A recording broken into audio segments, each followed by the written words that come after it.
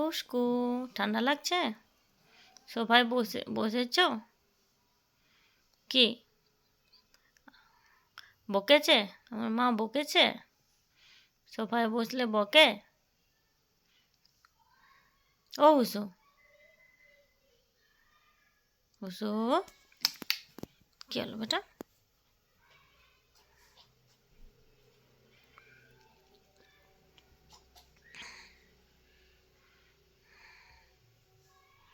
কি